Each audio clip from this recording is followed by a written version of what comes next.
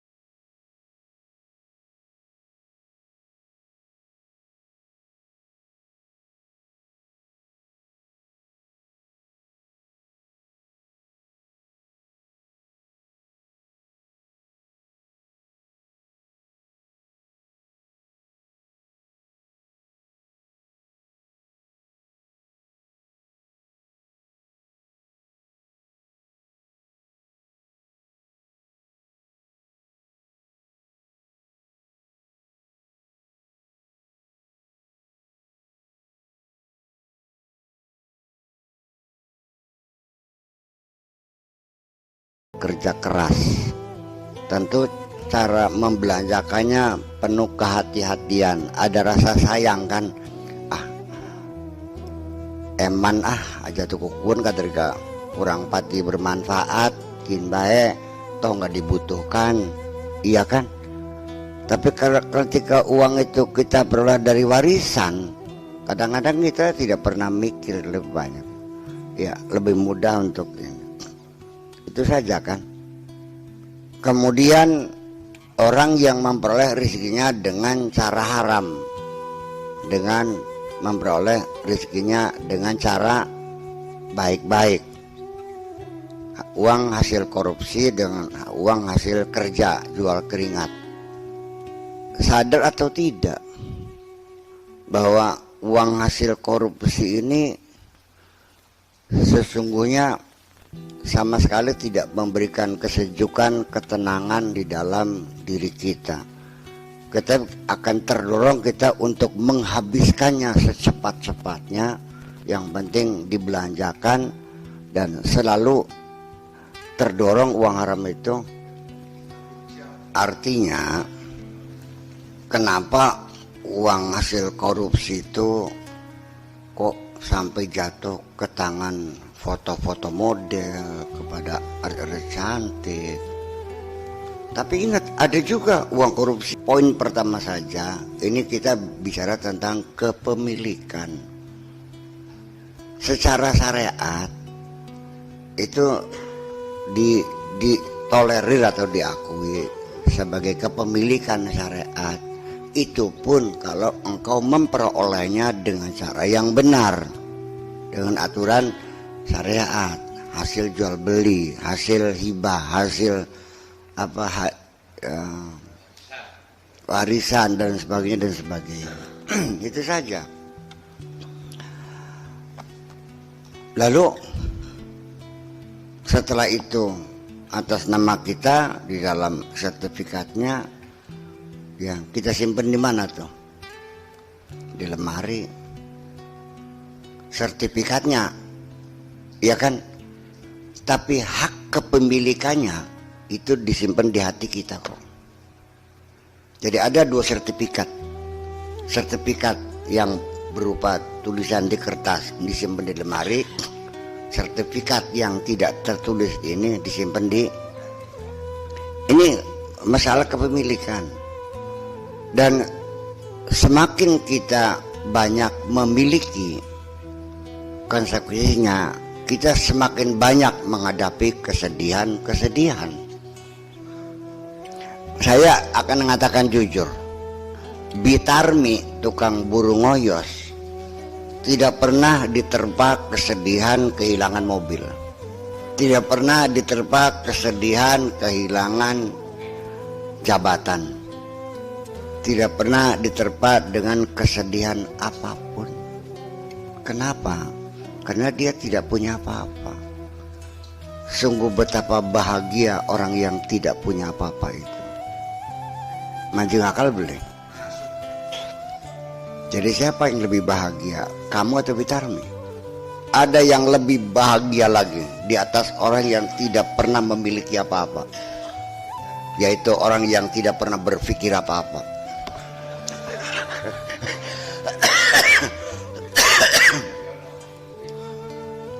Kalau begitu orang gila adalah lebih hebat dari Anda. Dia yang bahagia kok. Nggak pernah mikirin anak, nggak pernah mikirin istri.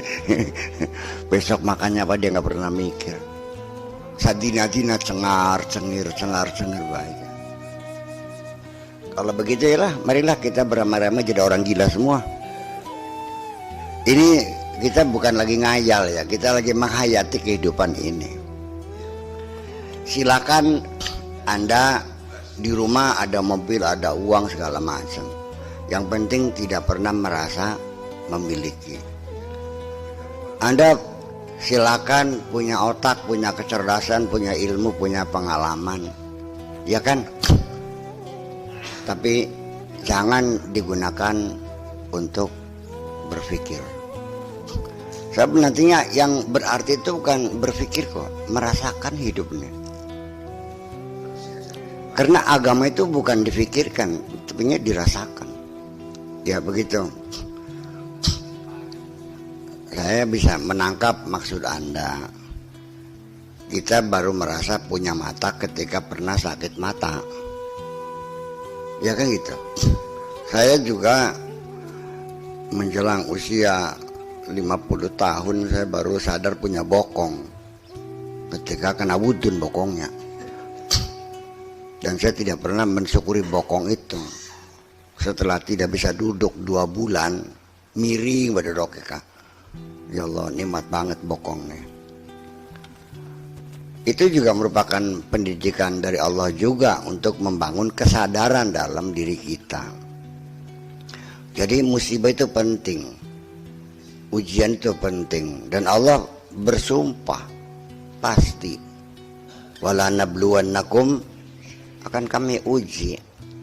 Bahwa kehidupan ini hakikatnya adalah ujian juga sebetulnya, makan gitu yang harus kita siapkan. Tetapi yang saya maksudkan bukan seperti itu. Kalau orang yang sudah tidak berpikir lagi, ya semuanya sama. Orang yang tidak memiliki pun semuanya sama. Dan nanti pada puncaknya adalah yang ditiadakan bukan hanya rasa memiliki, sampai keberadaannya pun sudah tiada. Itulah yang namanya fana, seperti itu. Jadi apa fana kok? Ya langka. Kira tak siwit kerasa lara boleh. Ya masih anak berarti. Rabbi ini mati nangis boleh. Ya masih anak. Ya wala kabudillah. Jadi setelah diajak muter itu, pada akhirnya kesimpulan saya ternyata banyak orang bercita-cita ingin hidup bahagia, tapi dia sendiri tidak bisa mendeskripsikan kebahagiaan yang diinginkan seperti apa. Berapa banyak yang Anda inginkan bisa kelakon kabeh ya. Ternyata keinginanmu tidak pernah selesai. Dan terlalu banyak Anda punya keinginan. Lebih banyak mana yang tercapai yang dengan tidak tercapai? Berarti Anda masih menderita karena Anda lebih banyak sedihnya. Ketika Anda sudah memiliki mobil, ya kan gitu, di samping mental lebih lagi, Anda mempunyai kekhawatiran akan kehilangan mobil. Karena di balik kita merasa memiliki, memunculkan ketakutan akan kehilangan. Jadi lalu di mana kebahagiaan ini artinya? Bagian tak ubung-ubung begini bagian kita ngantok ya. Berpaham. Ya bakal paham ngomong paham, bakal beli ngomong beli aja. Paham li paham. Encang apa embuh aja. Header gini. Beli paham, santrong mau paham ya. Encang priben embuh aja. Ya jadi memang dalam hidup ini banyak orang yang paham ngerasanya paham. Orang yang tidak pintar ngerasanya pintar. Orang yang tidak benar ngerasanya benar. Iya. Ya seperti itulah kira-kira. Jadi ternyata hidup kita dalam angan-angan kosong semuanya itu. Dan tidak jelas. Anda mengatakan saya ingin punya rumah. Tapi saya teka, kalau rumah siapa? Ya empuy aja. Anda pengen makan Black Forest. Apa sih Black Forest? Ya Curry Forest kan alas aja. Sih, aduh teman. Garap mengkat di Jakarta ngelaya bengetan. Ya Bandung duduk ngetan mana kok? Ngetan mas Surabaya mana? Setelah saya urai muter-muter nih, jadi saya ke wong waras Bang Edan. Udah, sekarang saya hubungkan lagi. Ar-Rahmanir-Rahim Malik Yaumiddin apa? Malik Yaumiddin. Sampai dari uraian itu juga kita akan memilih apa yang bagusnya. Maliki Yaumiddin atau Malikim, panjang atau pendek mimnya. Keduanya bisa dibenarkan secara qiraat. Alhamdulillahirabbil alamin Ar-Rahmanir Rahim Maliki Yaumiddin bisa. Atau Ar-Rahmanir Rahim Maliki Yaumiddin. Kalau Malikun raja, kalau Malikun pemilik. Yang hebat raja pemilik. Pemilik dong.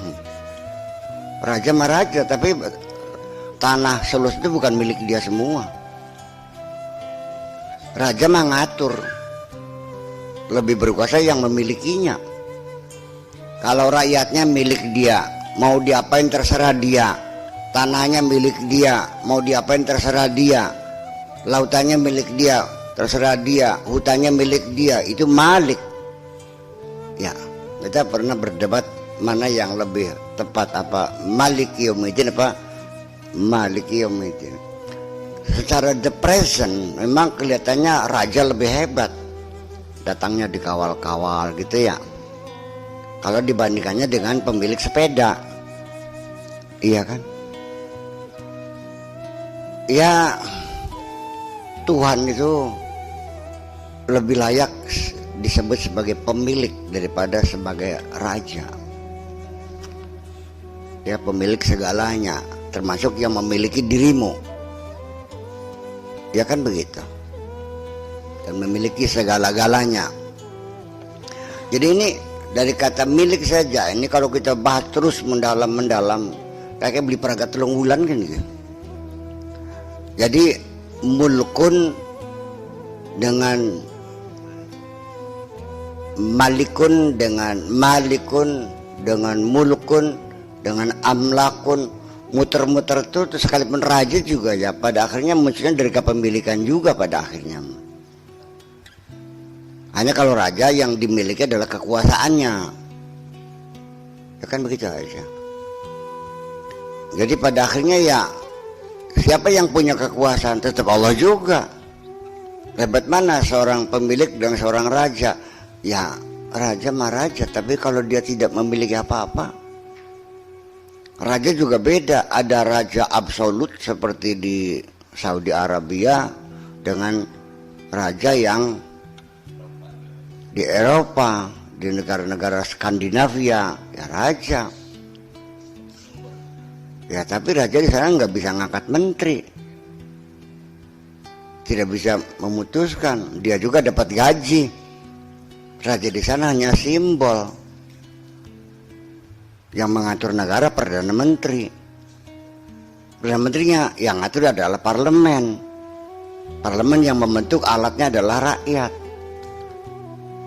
Kalau di negara Arab kerajaannya secara bebas dan semua ditampung dan direalisasikan. Ini kan menjadi persoalan. Iya, wong Saudi kebagian mangan kabeh. Ya, jadi ujung-ujungnya sistem seperti apa yang kita inginkan? Ternyata ya bukan kerajaan, bukan demokrasi, bukan republik, bukan parlementer, bukan presidentil. Satu intinya mah, keadilan sosial. Ya persoalannya. Ya gitu kan akhirnya mah. Ya begitu. Jadi kadang-kadang kita berpikir politik mubeng-mubeng masih beli paham baik kan enggak? Iya. Seperti kami juga mencari kebahagiaan. So, kebahagiaan dalam pikiran Anda seperti apa? Coba silakan deskripsinya seperti apa kebahagiaan yang Anda cari itu. Ternyata kan nggak paham. Akhirnya apa? Ya kelayapnya sejen je. Ujung-ujungnya luru duit. Karena apa? Semakin Anda merasa banyak memiliki, Anda meyakini itulah kebahagiaan semakin tinggi. Mobil dua orang, bahagia kan? Umat dua, tambah bahagia kan? Istri punya, hotel punya, kereta api, pesawat. Anda kan menyimpulkannya, waduh betapa bahagianya orang semakin banyak memiliki. Tetapi saya malam ini memperingatkan bahwa semakin Anda banyak memiliki, Anda semakin banyak memagut kesedihan. Kenapa? Semua apapun yang Anda miliki pasti akan hilang. Dan semua apapun yang Anda miliki satu ketika pasti akan ditinggalkan semua. Kesimpulannya, orang semakin kaya semakin takut mati.